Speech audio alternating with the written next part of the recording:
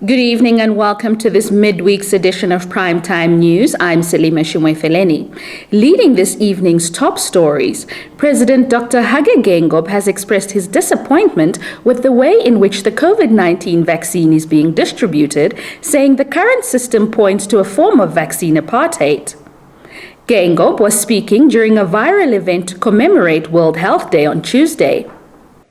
We in Namibia are feeling left out.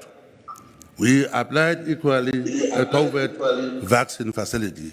Up to now, we didn't get anything. We got help from our good friends from China and India who gave us vaccines so far.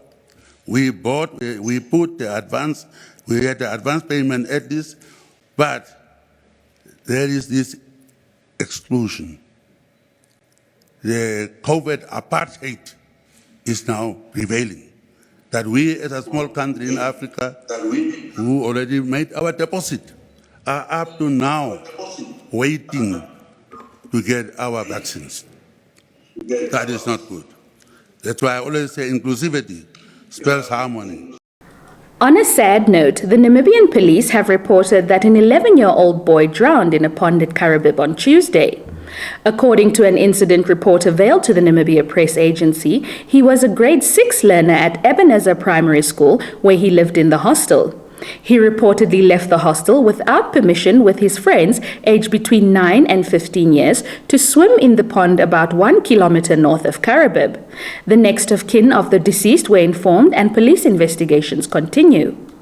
A 29-year-old man died after he was allegedly stabbed by a friend in Gobabis on Friday. A report issued by the Namibian police on Tuesday said the incident occurred between 1500 hours and 1600 hours at Kanan A in Gobabis. According to the report, Jacobus Simbandi and the 34-year-old suspect had a disagreement the previous day. Simbandi's next of kin have been informed of his death. Our sincere condolences to the bereaved families. The police also reported that 3 men aged between 27 and 33 were on Friday arrested after they allegedly confessed to illegally hunting and killing a rhino at Farm Sand Dune Game Lodge in the Gobabis district. The men allegedly confessed while being interrogated after they were arrested. They were reportedly found in possession of a hunting rifle and ammunition without a license or written authority, a firearm silencer, butcher knife, and a bag of blood-stained clothes. More news to follow shortly after the news roundup.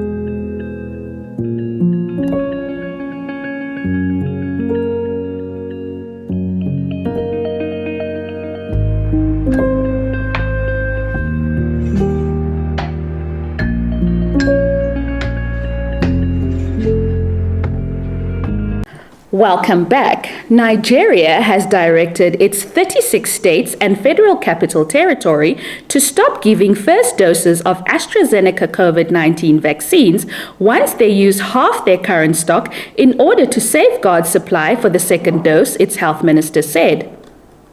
Osagi Ehanire said the directive came amid concerns over when Nigeria would get another shipment of shots after India put a temporary hold on all major exports of the doses made by the Serum Institute of India. The European Commission earlier today said that the delivery shortfalls of AstraZeneca's COVID-19 vaccine were a global issue, not something to be addressed only in the talks between the European Union and Australia. The comment followed Australia's request to the European Union to send AstraZeneca doses. Canberra said that the European Union has blocked shipments, whereas the European Union says AstraZeneca had not requested new authorizations for exports to Australia. Next up is the economics roundup.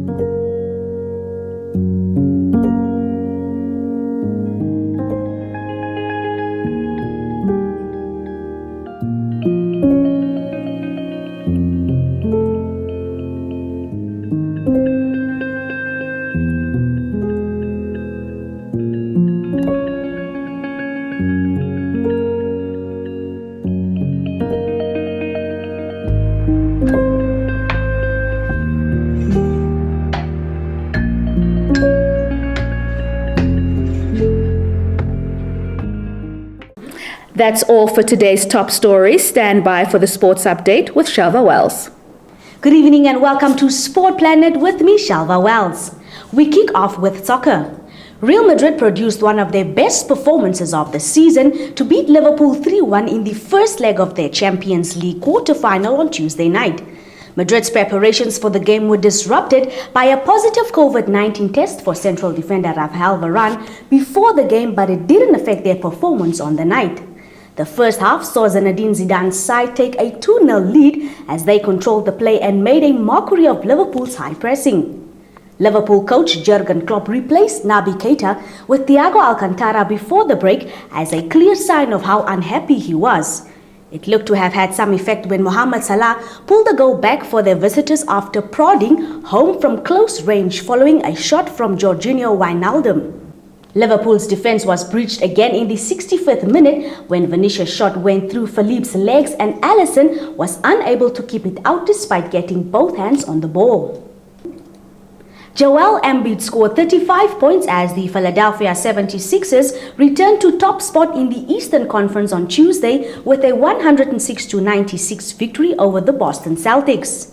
Cameroonian star Embiid, playing in his second game since returning from a 10-game injury layoff, led from the front as the Sixers overpowered the Celtics in the third and final regular season meeting of the two teams.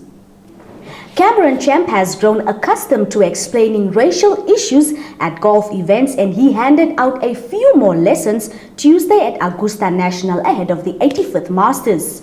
Champ, whose mother is white and father is biracial, is the only American golfer of black heritage at the Masters and a champion of golf diversity at age 25. So while such stars as Phil Mickelson and Rory McIlroy were saying they wanted everyone to be able to vote but didn't know enough details about Georgia's controversial new voter law, Champ was ripping into it. We will be back shortly after the sports roundup.